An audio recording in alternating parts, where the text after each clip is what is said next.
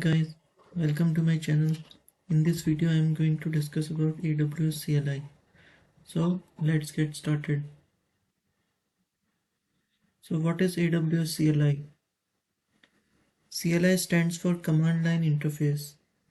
CLI is an open source tool that enables to interact with AWS services using commands in your command line shell.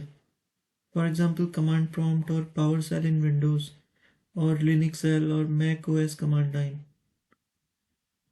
CLI enables us to start running commands that implement the functionality equivalent to that provided by the browser-based AWS Management Console from the command prompt. So when we log in into our AWS account from the command prompt, we can see various AWS services and we can create a service, and view all the resources. So the same thing can be done from AWS CLI from the command prompt. So in this video we will see how we can use AWS CLI to access various AWS resources. All AWS administration, management and access functions in the AWS Management Console are available in the AWS CLI. Now there are two versions of AWS CLI, version 1 and version 2.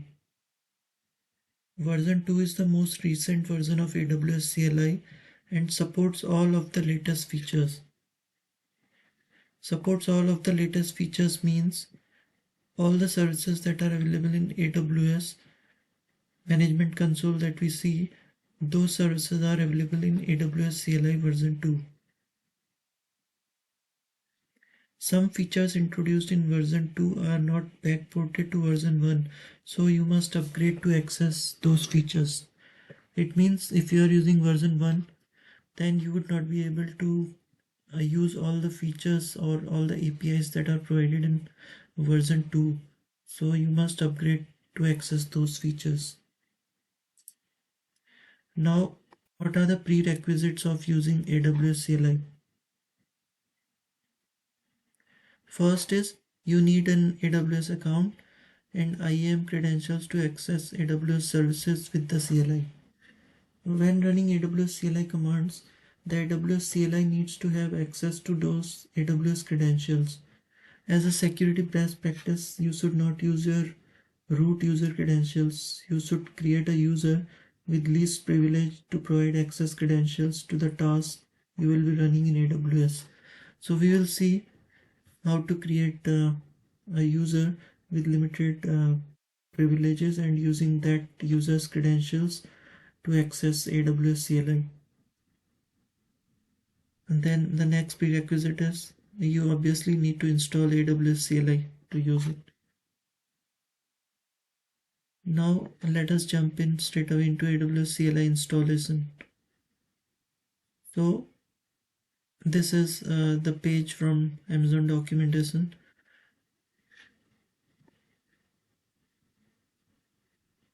How to install or update the latest version of AWS CLI. So we want to install the AWS CLI. So I have this Windows machine. Here they have given installation instructions for all the different operating systems like Linux, Mac OS and Windows. So we need to install in Windows. The setup installation steps would be similar for other operating systems. So it says install and update requirements. We support AWS CLI on Microsoft supported versions of 64-bit Windows. Admin rights to install software. So to install the software we can download the MSI, or alternatively you can run this command MSI exec. So let us try to install using this MSI.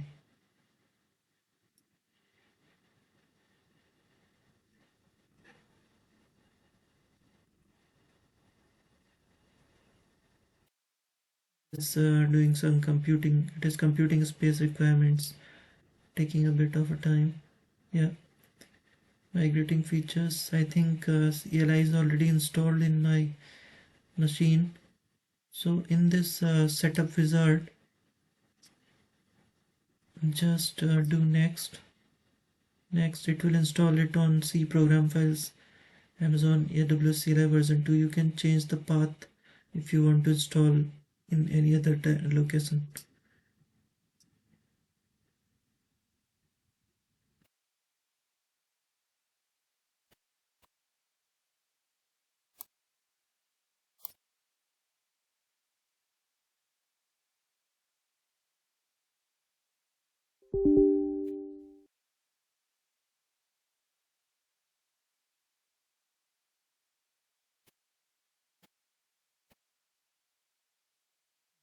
It was a bit slow.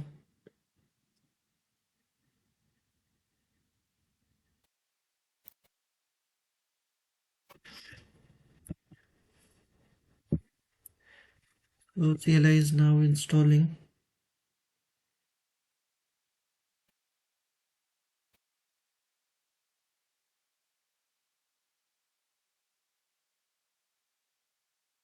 So to use the AWS CLI, we are seeing that first we need to install the CLI on your machine. In case of Windows, we are using the MSI setup. For other operating systems, they have given the install instructions, install requirements, and how to update. In our case, it is the MSI through which we are installing.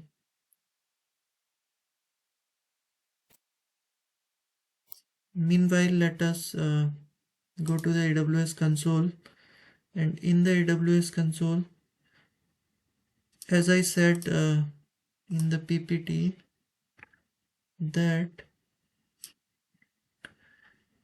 you need AWS account and IAM credentials to access AWS services with the CLI. So let us see if we have got a user, IAM user. So here I have already created an IAM user, and this user has access to these services. In the permissions, we have provided access to these services through these managed policies. So what we need to do is we need to create access keys for this user, and the use case is command line interface.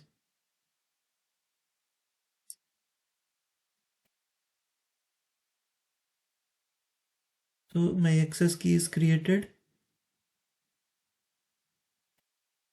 and the CLI setup is also done. Now, as our CLI setup is done, what we need to do to use the CLI is we need to go to the command prompt, and then in the command prompt, now AWS CLI is installed. So to verify, type the command AWS -- version. So it is showing that AWS CLI version 2.13.0 has been installed.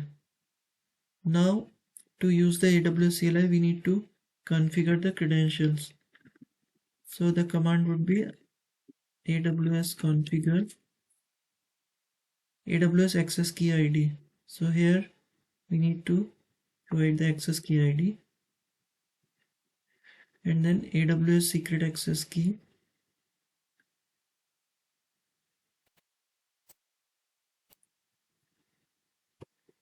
default region US2. So the region in which your services are created or located, you need to provide that region ID. So let us see. I am in London region, so it is EUS2. So EUS2 is the default region for me, default output format. Now we have configured the AWS CLI. So let us check, verify with the AWS CLI command. So one of the AWS CLI commands is AWS S3 ls, which lists all the S3 buckets in my account in EUS2. So it has listed the bucket name test bucket assume role. So we can verify it in my S3. I have a bucket test bucket assume role. So this was an example where we use the AWS CLI command to list all the buckets in my AWS account in this region. We have we have AWS CLI commands for almost all the AWS services. So you can see, if you don't want to log into the AWS console every time, you can use AWS CLI command. There are many use cases for using AWS CLI, which I'll discuss in next videos. In this video, we just saw one command. In the upcoming videos, I will discuss different commands and use cases for AWS CLI. So this was it in this video. If you liked the video, please hit the like button, and if you have not already subscribed to the channel, please consider subscribing. Thank you.